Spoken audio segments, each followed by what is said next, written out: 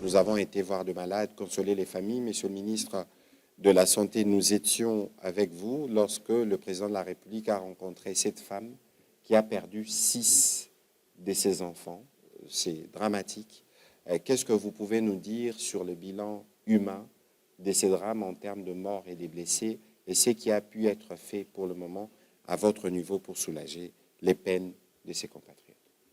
Merci beaucoup, Excellence. Moi aussi, comme le président de la République, je tiens d'abord à avoir une idée, une pensée de compassion pour les victimes et malheureusement qui ont été fauchées très très brutalement par cette montée des eaux qui a surpris tout le monde. Et nous étions sur place, on a pu imaginer la vitesse avec laquelle l'eau est arrivée, au point que des mamans n'ont pas pu sortir leurs enfants, au point que certains adultes n'ont pas pu échapper, mais surtout au point que l'éboulement ou les écroulements des murs, par exemple, ont pu tuer beaucoup de nos compatriotes. C'est le cas de ces 6 enfants qui ont été tués par un mur qui s'est effondré sur la maman, qui portait d'ailleurs un bébé dans le dos et qui avait un autre bébé dans les bras. Et avec les autres enfants, malheureusement, ils ont été fauchés par la chute de ce mur. Au total, nous avons, au niveau du ministère de la Santé, consolidé les chiffres parce que le nombre a beaucoup varié pendant la journée parce que c'était vraiment les alertes qu'on recevait, qu'on recensait. Au final, pour ce soir, ce que je peux confirmer, c'est que nous avons eu 30 décès. Et ces 30 décès sont intervenus avant que nous intervenions, avant que les secours n'interviennent, c'est-à-dire pendant la période de pluie. Exemple de cette maman qui a perdu ses enfants. Nous sommes intervenus, nous, quant à nous, dans la nuit, de samedi à dimanche déjà. Nos ambulances circulaient déjà. Nous avons dépêché des équipes médicales et nous avons pu donc intervenir et sauver beaucoup de nos compatriotes qui étaient coincés dans les maisons, qui étaient coincés dans leurs habitats. Et nous avons, à ce moment où je vous parle, nous avons une vingtaine de personnes, 20 exactement, qui sont hospitalisées. Et donc, qui sont hospitalisées parce que certains, à cause du traumatisme lié à ces pluies, mais d'autres qui étaient dans des structures de soins, que nous avons sortis de ces structures de soins pour les amener ailleurs. Et donc, nous avons en bilan humain 30 morts et 20 malades et personnes blessées hospitalisées. 30 morts, 20 malades et évidemment, l'État s'assure de leur prise en charge. Ah oui, complètement. Nous avons déjà au niveau de ces personnes qui sont hospitalisées, d'ailleurs, le président de la République leur a rendu visite cet après-midi, nous étions ensemble, et nous avons garanti aux médecins, aux infirmières, que tout est pris en charge gratuitement par l'État. Mais ils ont d'autres besoins très rapides. Par exemple, ils n'ont pas changé d'habit depuis qu'ils étaient mouillés samedi jusqu'aujourd'hui. Ils n'ont pas changé d'habit parce que c'était précipitamment qu'ils sont sortis. Ils ont souvent d'ailleurs tout perdu. Et le président de la République a engagé le gouvernement à subvenir à tous les besoins, notamment aussi aux besoins alimentaires. Donc ils sont pris en charge totalement, aussi bien au niveau social qu'au niveau sanitaire. Alors, Monsieur le ministre de la Santé, nous étions sur le site de Tata Raphaël. Est-ce que, à votre niveau, vous avez un nombre? Nous aurons l'occasion de revenir aussi avec le gouverneur de la ville dans la semaine. Mais est-ce que vous avez un nombre total des sinistrés, les sites où ils sont repartis et le quotidien, comment? Parce qu'ils doivent manger, ils doivent être dans des conditions pour les besoins humains élémentaires. Est-ce que dans les différents sites où ils sont, toutes ces choses ont été mises en place? Alors, hier, immédiatement après, dès lors que le déluge était en train de se produire, nous avons pris le site de l'Institut Lumumba, 16e rue Limété, où nous avons placé les premières familles. On en a placé hier 117 de familles et nous leur avons apporté les premiers besoins de base, c'est-à-dire l'eau, la nourriture, et nous avons installé le premier poste médical avancé qui était sur le site. Aujourd'hui, nous avons décidé de ramener quasiment tout le monde au stade Tata Raphaël et puis au stade de Martyr à partir de cet après-midi. Au stade Tata Raphaël, aujourd'hui donc, nous avons 1050 personnes que nous avons admises, mais 60 autres sont arrivées dans l'après-midi, ce qui nous fait à peu près 1100. Et nous allons déplacer ceux qui sont sur le site Lumumba, mais aussi ceux qui étaient à Ndjili, 184 personnes. Nous allons les déplacer aussi pour les amener vers les deux stades, tout simplement parce que, premièrement, ils vont être bien couverts, mais deuxièmement, le stade Tata Raphaël, notamment, a servi à la francophonie, donc à les commodités pour prendre en charge toutes ces personnes. Et sur place, d'ailleurs, je remercie aussi la Fondation de la Première Dame qui nous a livré énormément de matériel, dont des matelas, Tout à fait. et une partie aussi de la nourriture. Et donc, sur place, on a disponibilisé tout ce dont ils ont besoin pour survivre. Et d'ailleurs, le président de la République s'est engagé à ce qu'on les garde dans les meilleures conditions jusqu'à ce qu'on trouve une décision, qu'on prenne une décision définitive pour leur réinsertion. Voilà, on va peut-être prendre une question rapidement pour vous, ministre de la Santé. Vous avez d'autres obligations, justement, parce qu'il faut suivre de près la gestion de cette crise. Monsieur le ministre des Infrastructures, tout à l'heure, le ministre de la Santé a parlé de la montée des eaux. Est-ce que cela n'était-il pas prévisible? Prévisible, sûrement pas, parce qu'il s'agit là d'une catastrophe naturelle. Vous savez qu'aujourd'hui, nous vivons un phénomène mondial, qui est le phénomène de dérèglement climatique et qui frappe indistinctement toutes les parties du monde. C'est un phénomène qui est vécu aujourd'hui dans notre ville, la capitale de Kinshasa, mais si les observateurs voient ou constatent que c'est un phénomène qu'on a vécu, qu'on a vu en Occident, dans tous ces pays dits modernes et qui ont peut-être des infrastructures beaucoup plus développées que les nôtres, mais qui n'ont pas échappé à ces phénomènes d'inondation malgré toutes les infrastructures existantes. Donc, il s'agit ici véritablement d'un phénomène naturel, une catastrophe. Et bien sûr qu'au-delà de la catastrophe, il faut qu'il y ait des réponses. Et c'est là que le gouvernement intervient pour soulager un tant soit peu, bien sûr, les dégâts et les conséquences qui sont vécues par la population. Donc, prévisible, non, mais la réponse doit être trouvée par le gouvernement.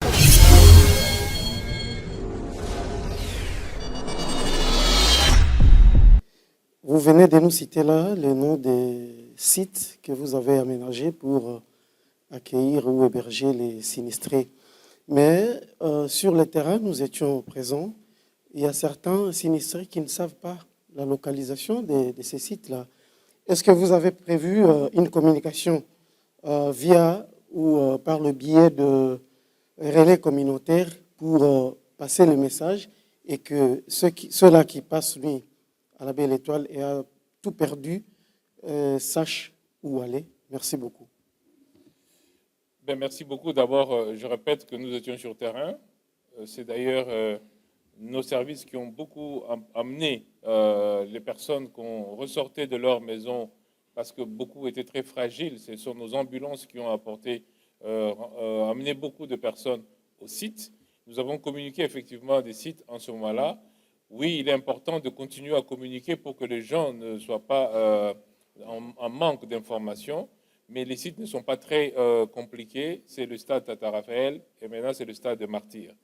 Nous avons gardé le site Lumumba comme un site de transit parce que c'est une école. On ne va pas garder les personnes là-bas, d'une part, et d'autre part, au niveau notamment des installations sanitaires, vu l'afflux de personnes, on n'a pas voulu garder ce site-là définitivement. Donc, les sites, c'est très simple, c'est vraiment le stade Tata Raphaël et on rajoute là-dessus le stade de Martyr. Bien entendu, pendant ce temps-là, il y a beaucoup de personnes aussi qui ont été sinistrées, mais que nous n'avons pas rencontrées parce que chacun a essayé de s'en sortir d'une manière ou d'une autre. Mais tout ce que nous faisons, cet exercice que nous faisons, permet aux gens de savoir effectivement où est-ce qu'ils doivent être pris en charge. Et je répète que leur prise en charge est aux frais du gouvernement, donc il n'y a personne qui doit avoir peur, ni pour sa santé, ni pour son hébergement, que ce soit taxé. Voilà, merci beaucoup, Monsieur le ministre de la Santé. Vous devez vaquer à d'autres occupations justement liées à la gestion de cette crise. Il y a plusieurs questions. Lorsque nous étions à l'hôpital Vijana, il y a une maman qui ne retrouvait pas ses enfants parce qu'il y a eu justement de cas de ce type. Donc il faut considérer qu'aujourd'hui, nous faisons ces briefings, mais de manière régulière, nous reviendrons avec des éléments au fur et à mesure que les informations vont tomber parce qu'il y a des familles qui connaissent des cas spécifiques. On va continuer avec Monsieur le ministre des Infrastructures. Quelles sont les réponses les plus rapides que vous avez données lorsque vous avez été informé justement de ces crues au niveau de la rivière Ndjili, parce que c'est les cas qui a le plus focalisé des attentions hier dimanche, mais il y avait déjà les érosions sur la nationale numéro 1. Qu'est-ce que vous avez pu faire en premier? Donc, je pense qu'il faudrait peut-être y aller progressivement selon la survenance des événements. Comme vous l'avez souligné, en fait, les pluies torrentielles, et je dirais exceptionnelles, que nous avons vécues, ont d'abord créé des dégâts importants sur la route nationale numéro 1. L'axe entre Kinshasa vers la route de Matadi, et essentiellement à hauteur de Matadi-Kibala, à hauteur de Mitendi, et un peu vers Kasangulu, où effectivement on a observé des phénomènes tels que les érosions, mais aussi un grand ensablement de la route à cause justement du fait que la pluie charriait, avec l'écoulement des eaux, charriait énormément de quantité de sable ainsi que des immondices. Donc, le premier phénomène qui a été observé, ça c'est la nuit de vendredi à samedi, c'était justement l'érosion qui a le plus marqué notre attention. Et donc, les équipes de l'Agence congolaise des grands travaux qui sont déployées sur cette route se sont très rapidement déployées sur terrain et nous avons demandé qu'ils puissent intervenir sur l'érosion. Parce que cette érosion, je crois que les images ont circulé dans les réseaux sociaux, nous avions une partie de la route qui était entamée. Et l'autre partie de la route, là je parle du site de Kasangulu, l'autre partie de la route était déjà menacée parce qu'il se retrouvait en porte-à-faux. Et c'est donc là que nous avons commencé par concentrer les interventions. Il y a eu des apports, des rechargements qui ont été faits avec des concassés, des moellons, pour pouvoir stabiliser l'endroit et stopper ainsi la progression de l'érosion. C'est ainsi qu'un peu plus tard, dans la soirée de samedi, nous avons pu, la circulation a pu être rétablie sur une partie de la route. Parce que vous imaginez bien toutes les conséquences en termes d'embouteillage. Et en même temps, l'ensablement aussi de la route était pris en charge un peu plus bas, donc vers Mitedi et Matadi-Kibala. Donc, dans la journée de samedi, on a pu commencer à voir la circulation se rétablir progressivement. Alors, pendant que ce phénomène se passait, que nous étions concentrés sur cette route nationale numéro 1, le phénomène dont vous avez parlé tout à l'heure, le phénomène climatique, de dérèglement climatique, avec la quantité d'eau qui était tombée, et vous savez que cette pluie était beaucoup plus concentrée vers le Congo central. Il y a des rivières telles que la rivière Luzumu, ainsi que la Luzuma qui donne sur la Lukaya, et la Lukaya qui donne sur la rivière Ndjili. Les eaux de ces rivières ont été totalement débordées. Et donc, elles ont commencé, bien sûr, puisqu'elles se jettent sur Ndjili, elles ont progressivement commencé à faire monter les eaux de Ndjili. Alors, compte tenu de la quantité d'eau qui tombait, le fleuve Congo, qui est l'exutoire final pour la rivière Ndjili, s'est retrouvé lui aussi avec un niveau d'eau qui ne pouvait plus recevoir les eaux de Ndjili. Et donc, il y a eu comme un refoulement du fleuve vers maintenant la rivière Ndjili. Alors, la rivière Ndjili n'ayant plus d'endroit pour pouvoir déverser ses eaux, qu'est-ce qu'elle a fait? Elle a commencé à s'étendre, à s'étaler dans tous les quartiers qui lui sont contigus. Donc, c'est ça que nous avons vécu dans le quartier Tchangou. Et lorsque vous êtes en face d'un phénomène comme celui-là, malheureusement, il n'y a pas grand-chose à faire si ce n'est d'attendre la réduction du niveau d'eau. Donc, il faut attendre que les eaux baissent parce que vous ne pouvez pas pomper ces eaux. Vous n'avez pas d'endroit où vous allez les déverser. Et c'est impossible. Donc, il faut attendre que les eaux descendent pour que l'on commence à intervenir. Donc, c'est un peu le phénomène que nous avons connu. Et comme vous pouvez le constater, c'est que les pluies avaient déjà arrêté de tomber parce que c'était entre vendredi et samedi. Mais ce qui s'est passé au niveau de Njili, l'inondation du pont, l'inondation des quartiers, c'était beaucoup plus la nuit à partir de samedi jusqu'à dimanche. Et donc, le temps, en fait, que les eaux puissent se déverser. Et voilà. Et donc, il a fallu attendre que les eaux baissent pour que l'on commence à prendre en charge d'abord, comme vous savez, il y a eu énormément de populations qui étaient bloquées d'un côté comme de l'autre. Dans un premier temps, il n'y a que des véhicules assez hauts qui pouvaient se permettre de passer dans ces eaux-là. Donc, on a essayé d'évacuer les populations progressivement d'un côté de l'autre, jusqu'à ce que, comme je dis, que les eaux baissent et que progressivement les autres véhicules puissent passer. Monsieur le ministre, on aura évidemment l'occasion de revenir parce qu'il y a encore d'autres pluies qui sont annoncées. En tout cas, nous sommes dans la saison pour savoir quelles sont les dispositions que vous avez prises. Mais en attendant, Monsieur le ministre de Ressources hydrauliques et électricité, nous savons qu'il y a une usine sur la rivière Njili. Qu'est-ce que vous pouvez nous dire pour ce qui vous concerne en termes de conséquences de ces pluies ou de ces inondations sur le système de fabrication, si je peux me permettre le terme, d'eau dans la ville, les systèmes de distribution, et qu'est-ce que vous avez constaté, qu'est-ce que vous avez pu faire à ce stade avant que nous puissions prendre la question des journalistes? Merci beaucoup, Monsieur le ministre. Donc, pour la situation qui est de l'eau et de l'électricité, nous avons effectivement été sensiblement impactés par les dernières pluies. Et de ce qui concerne la production d'eau, sur les 7 usines de production d'eau dans la ville de Kinshasa, 3 ont été sensiblement impactées. Il s'agit de l'usine de Lemba Imbu, l'usine de Njili, ainsi que l'usine de la Lukaya. Alors, comme vous avez si bien dit, ce sont des points de captage. C'est à ce niveau-là que nous avons des captages d'eau pour le traitement, et c'est pratiquement ces usines-là qui ont été le plus impactées. Et nous avons aujourd'hui fait le nécessaire pour reprendre les activités, notamment pour l'usine de Lukaya, où les équipements ont été retirés, notamment les moteurs et les pompes, pour effectuer une opération de séchage, le temps de leur mettre en condition. Ça nous prendra pratiquement 48 heures pour les plus rapides, mais plutôt pour l'usine de Njili, dont on a pu avoir l'accès, notamment aujourd'hui. Nous pouvons encore compter 3 à 4 jours si les conditions de séchage restent dans les mêmes normes que nous avons et s'il n'y a plus des influences majeures sur la situation du réseau d'adduction d'eau.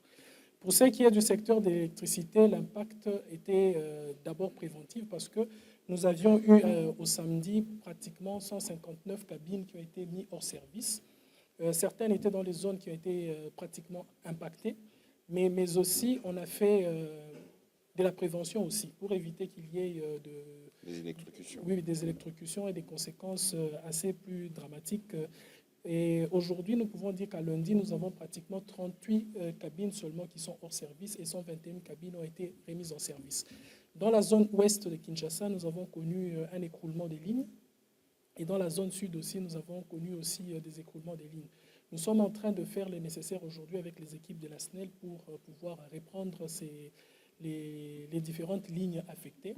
Mais la tendance pour le secteur de l'électricité aujourd'hui s'annonce beaucoup plus mieux parce que nous avons pratiquement près de 70% des cabines qui ont été reprises. Donc nous attendons dans les 48 heures que nous reprenons encore l'usine de la Lukaya ainsi que l'usine de la Lukaya, elle est située où? C'est pratiquement dans la commune de Mongafula. C'est entre Kinshasa Non, et le Congo central? C'est à l'entrée. Je peux considérer ça à l'entrée de la ville, donc aux abords de Kimwenza. Alors, Monsieur le ministre, avant les questions, il y avait des quartiers entiers à Kinshasa qui ne sont pas desservis par l'eau. Est-ce que vous les avez sûrement déjà identifiés? Peut-être que le directeur général de la Régie des eaux nous donnera des détails, mais quelles sont les réponses que vous avez données à ces populations qui n'ont pas accès à l'eau du fait justement de ces inondations? Ce qui est vrai, l'impact sur l'usine de Ndjili, c'est pratiquement 330 000 mètres cubes d'eau par jour, ce qui fait que c'est pratiquement l'usine la plus importante en termes de production d'eau potable qui est affectée. Et c'est pratiquement 14 communes qui sont affectées par ce problème. Mais nous avons plus développé des réponses d'urgence, notamment par la mise à disposition des camions citernes qui permettent de faire la ronde dans les 14 communes affectées et pouvoir desservir les populations en eau. Et ça reste des solutions d'urgence, mais nous avons fait aussi une concentration sur les sites sur lesquels on a placé les personnes affectées, notamment au stade du Tata Raphaël et au stade de Marty, où nous avons positionné des camions d'une capacité de pratiquement 20 mètres cubes de capacité pour pouvoir essayer un peu de desservir en eau à toutes ces populations.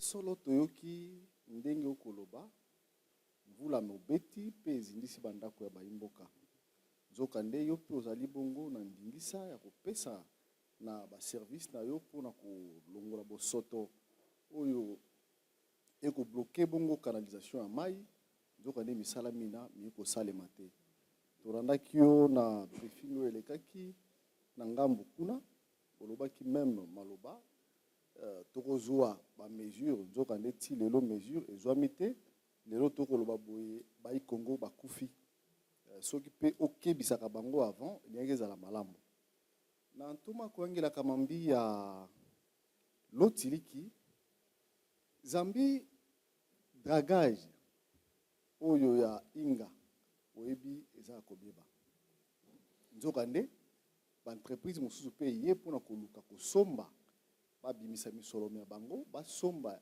bongo leta azongisa timbo ya lelo balobi obloke ebai Congo démocratique bakolala na molili na ntoma akoyangelaka mambi ya bitando ike mwana mboka Patrick Muyaya motuna ezali boye na bato oyo botie na basite oyo bokotuta tolo lelo botie bango ezali site ya sport bongo bolongo na bango ntango bakozonga ndenge ndi boprévoir kozonga na bango mpe basite wana ekozala garde lolenge kanima to nini ya liboso moto atuti tolo awa aza te biso tosali eza devoir na biso comme gouvernement et d'ailleurs Kinshasa bakinois nyonso il faut considérer que eza occasion bolakisa mpe solidarité na bino fondation ya première dame elakisi solidarité nango pourquoi pas alobi mpe bio te Fabrice na bandeko mosusu awa toyoki ke baza na kokoso ya bilamba ya biloko ya mike boki mpe kosangana bino bajournaliste bapandisa yango bokei mpe kosunga baninga eza bacompatriote eza devoir na biso nyonso face à basituation ya boye je crois que wana eza eloko ya motuya bato nyonso efo bala nango avant nayanola yo kasi na motuna otuni ndeko ministre ya lotiliki il faut limbola mwa mukie olimbola motuna na yo po motuna na yo ezalaki mwa flou dragage ministre oyebi yango mais dragage eza na français lobako na lingala masini ya lotiliki hein? Mais reprenez la question pour que je m'assure qu'on vous donne la bonne réponse. Voilà. L'entreprise mosusu bakofunda yo que au bloqué marché oyo bango bakosoué oyo bazali ko proposer marché à kodraguer ya kosomba dragage complet pour na inga. Vous avez capté la question, monsieur le ministre? Ok, vous aurez l'occasion de répondre. Monsieur le ministre des ITPR et Anona Motuna et Ndeko Fabrice. Ndeko Fabrice, bonsoir. Ce qui est lobby que curage za kosala matin na Kinshasa na ndimite ko lobby ya solo. To salaka ba programme ya curage. Problème o tozali nango ezali répétition. Oyebi que okoki kosala curage lelo ya caniveau lelo. Dans un mois caniveau etondi lisusu. On est un phénomène toza ko vivre biso nyonso awa. Toza pe na habitude na biso ba comportement na biso awa na Kinshasa. O tomonaka ba caniveau lokola ba poubelle. Mutu nyonso koleka na nzela, mwa bouteille ya mai asisi komela abwaki na caniveau. Okamati mo eloko déchet nyonso oza nango obwaki na caniveau. Oyebi ke na poto soko sali bongo bakangi yo. Oyebi? Alors, toyokana. Et bakangaka bokanisa te ke eza parce que police na biso za ko réagir te. Kuna population yango moko mutefunda mutu. Nani asaka mata telefone na ye abengi police ete na utomona mutu abwaki bouteille na kati ya caniveau. Non, tola banape ya solo. Ozo comprendre. Ezana ba comportement mususu oyo biso moko pe photo changer. Yango ne tozo koloba, il faut to sungana. L'État na population il faut to sungana pour na ko résoudre ba problème na biso. Problème tant malobaka l'État ezaka gouvernement te. L'État ezali gouvernement, ezali population, ezali biso nyonso. Parce que soki problème est quoi lelo mutu nyonso o aza koleka na nzela ako vivre ba phénomène wana. Donc likambo liboso na c'est que ba courage peut-être que ça ko salama na ndenge elongo banité, c'est-à-dire tozo sala na ndenge rythme o esengeli parce que malheureusement ba caniveau ça ko tonda beaucoup plus rapidement. Ko sala lelo un mois après il faut le sozonga pour baye ko susu ko bwa kabilo ko na kati. Wana za liboso. Mais yami balé soki olobi que parce que ba courage salamité nde batu bakufi wana ndeko nakolanda na nzela wana te. Parce que batu bakufi lelo pour un problème il y a inondation liée au phénomène climatique. Autolobie catastrophe liée au dérèglement climatique. Rivière Anjili est tondi par le climat et ça pour abondance ya mai. Pour la pluie bambula eleka ki mingi yango mutetindi que rivière Njili etonda. Ozo comprendre. Donc eza phénomène moko nde tolobaki tout à l'heure ezali imprévisible. Yango mutu ememi ba conséquences toza ko vivre, ba dégâts o toza ko vivre. Ya solo pena ndimaki yango tout à l'heure na lobby oui, tokoki ko atténuer ba conséquences mususu yango na esengi que ba disposition lokola ba dragage ya fleuve. Pour ya fleuve ceux qui mboule beti et mati makasi il faut rapidement que luka ndengini toko draguer yango pona tokitisa mai niveau ya mai wana toko sala yango pe ba courage pe toko sala.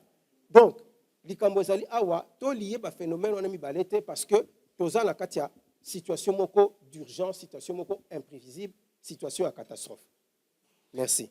Voilà, nakobaki samuki na ma lobao mineta lobby. Responsabilité ya kosala kemboke ezala propre eza responsabilité na biso nyonso. Plastique epolaka te. Soko baki wana terrasse oki osala 100 ans wana. L'air obwakaka yango mutu afundaka yo peta. Est-ce que bino bapandisa yango na bomoni ya makambo toti komona bokoki kosangaje te na biso awa tolobake Kinshasa zéro plastique. Ezapek oya biso contribution tokoki komema. Lo hier yo melaka mai na yo wana na mlangi ya plastique. Est-ce que yebi place ebwaka maka? Parce que lelo bokenda awa côté na biso awa na rivière de la Gombe awa pembeni awa. Botala ba quantité ba plastique eza wana. E utie pa banani. L'air ba makambo ya kabo mingi total ka l'État. Ndenge mineta lo biawa. L'été zaka pe biso nyonso. To sunga l'État pour battre biso balamu. Que biso moko pe to adopter ba habitude. Ceux qui balobi ba tongaka na zone non édificante te. Ko tonga kunata. Ceux qui balobi ba vanda ka pembeni ya érosion tel te. Ko vanda kunata. Ceux qui pe omoni erezeuse ko pusana. O planter pe bambou. Olobi a na commune abiso ba député pe balaka. Bo telebina ba député bobito cha ba bambou to batela ba zone abiso na ba érosion. Et la kisite kaka nyonso l'État des fois telema. Biso pe to ki ko telema to salina l'État pour na ko assurer sécurité to pe protection na biso. Ndeko te dit motuna marambo etali dragage à Inga. Merci beaucoup. En tout cas, on a relobé, c'est qu'il faut savoir que le terme de gestion est à SNEL. SNEL, actuellement, il y a un moutou à contrôler la gestion à centrale Inga. C'est-à-dire que, contrairement au ministre a signé en ce qui concerne dragage ou quoi que ce soit. Parce que la société commerciale, ils ont un ndenge nango bazokamba. Mais ce que je sais, Naouti Nasnel, il n'y a pas plus de 9 mois, nous avons une correspondance à l'entreprise mon côté, lobby que Balingi Basel Sabiso na Makambo et Ali Dragage. En tout cas, moi, je n'ai pas de mémoire de ça. Mais et l'autre côté, en tant que ministère, en tant que gouvernement, l'élo, c'est que tozo sala musala moko na siko hydro. Eza centrale moko o eza na Kolwezi na Busanga, batie ba barrière flottant à l'entrée à ba barrage na bango nyonso. Et ça dit que une fois que boza na ba résidu o ezo ya na ba rivière et ko kota te na kati ya centrale. Yango nde tozo sala eza coopération na centrale à Busanga comme contrepartie ba pesi na gouvernement. Donc à ce jour, moi je ne sais pas na yebité ceux qui ont une proposition moko ou bien contrat moko en cours ou étali dragage ou une seule entreprise a proposé à Bissot. Peut-être que ça s'est fait au niveau de la SNEL parce que SNEL n'est pas géré par centrale, n'est pas sa rapport Simanango. Mais en tout cas à ce jour, sauf preuve contraire, sauf qui ça peut être quelque chose comme preuve, on n'a pas au niveau du ministère correspondance moko ou bien société moko et pesi biso proposition wana. Il n'y a que la Sico Hydro pour l'instant zo pesa biso proposition ko tia ba barrière flottante pour empêcher que ba détritus zo ya na ba rivière et kota na kati ya ba centrale na biso. Donc s'il y a des propositions comme ça sera la bienvenue to CPLA to yeba bazo sala proposition na bango na ndenge nini so ba solé na SNEL et to kotala ndenge nini to ko tia peut-être moi accompagnement pour que ça les.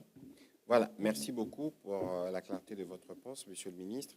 Alors, Monsieur le Ministre d'État, on va terminer. Est-ce qu'il y a un mot pour conclure pour ce soir par rapport à toute cette situation? Bien, je pense que je conclurai un peu par votre introduction. Devant des phénomènes comme ceux-ci, en tant que gouvernement, nous avons été réactifs. Et par rapport à ce phénomène qui peut-être peut, dans les jours à venir, se reproduire, nous sommes en train de préparer la réponse également. Le phénomène de dérèglement climatique est un phénomène que nous risquons de vivre et voilà pourquoi nous avons mis en place cette politique au niveau du ministère, au niveau du gouvernement, pour que nous puissions avoir une véritable stratégie qui pourra nous permettre de faire face à ce phénomène-là. Les études, pour commencer, pour s'assurer que ce que nous allons prendre comme mesures sont assises sur véritablement des vraies études, et ensuite prendre des mesures également en termes, comme nous l'avons dit, en termes d'une urbanisation qui soit adéquate, mais aussi en termes, je crois que vous venez de l'insister, en termes d'éducation aussi de la masse et de la population, pour que tous ensemble, c'est un phénomène qui nous frappe tous et nous devons tous ensemble trouver des solutions par rapport à ce phénomène. Donc c'est une invitation à nous tous de pouvoir avoir les bonnes attitudes, les bonnes habitudes pour que nous puissions ne pas revivre le phénomène que nous avons vécu, même si à un certain niveau, cela nous dépasse quelque peu. Merci. Monsieur le ministre des Ressources hydrauliques et électricité, pour Merci. conclure. Je pense que la situation dramatique que nous sommes en train de vivre aujourd'hui nous a pris par surprise pour notre secteur, notamment dans un segment où nous attendions le moins. Généralement, quand il y avait beaucoup de cas de cette nature, c'était plutôt les installations électriques qui étaient les plus affectées. Mais aujourd'hui, c'est plutôt le secteur de l'eau et notre réseau d'adduction d'eau et les usines qui sont touchés. Ce qui nous pousse aujourd'hui à remonter notre réflexion sur les solutions à venir, notamment les conditions de sécurisation de nos périmètres de captage avec des déviations et des drainages, mais aussi à inviter tout le monde à pratiquement se rendre, d'en faire sien cette situation, en se disant que la situation de réseau d'adduction en eau potable, c'est une responsabilité commune, où chacun doit avoir sa responsabilité d'éviter d'être dans les périmètres qui sont à côté des zones de captage, parce qu'aujourd'hui, nous parlons de ces débordements d'eau, mais les points de captage, nous sommes généralement focalisés sur la sécurisation sanitaire. Ça veut dire éviter que les détritus arrivent et contaminent les eaux, mais aujourd'hui, nous sommes frappés par un phénomène de débordement, ce qui n'était pas prévu. Nous sommes en train de réunir toutes les intelligences avec tous les opérateurs du secteur, la régie des eaux et nous-mêmes pour que nous puissions développer des solutions pérennes sur le long terme. Et je pense que nous allons mettre l'essentiel de nos efforts pour que nous puissions avoir encore plus de réactivité et de souplesse par rapport à ce genre de situations qui viennent de nous arriver. Entre-temps, vous travaillez avec la Régie des eaux pour s'assurer que les quartiers qui sont non desservis puissent l'être dans les meilleurs des délais. Pratiquement, c'est ce que nous sommes en train de faire et je pense que même tout à l'heure, on vient encore de déployer d'autres camions dans d'autres sites comme le stade de Martyrs, mais aussi fournir les autres quartiers. Et aussi, la bonne nouvelle, c'est de dire que nous sommes en train de récupérer certaines usines. Comme nous avons dit sur les 7, ce sont les 3 dernières que nous devons répondre et nous allons fournir des efforts conséquents pour que ça soit fait dans un délai de 48 heures tout au plus et que toutes les populations de la ville puissent être desservies avec une eau potable. Voilà, merci beaucoup, Monsieur le ministre d'État.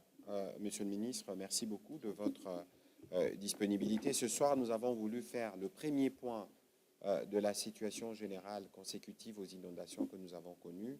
Évidemment, le premier mot était le mot de compassion, de condoléances, de solidarité à toutes les familles qui ont été touchées. Ils sont venus du président de la République lui-même, qui a eu l'occasion, avec la très distinguée Première Dame, de faire le tour des sites qui ont été aménagés spécialement pour accueillir nos compatriotes. C'est un moment où nous tous, nous devons nous montrer solidaires par rapport aux populations qui sont touchées.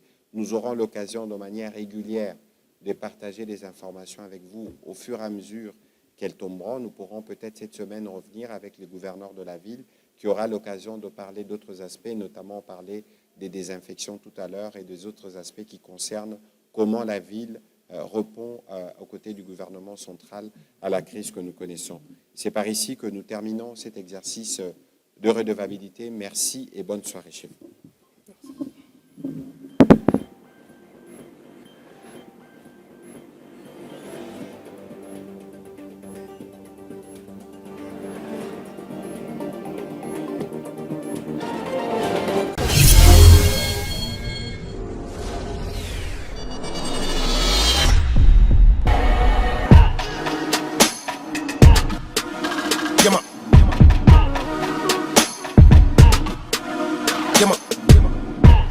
Petit microbe sur ton bicross.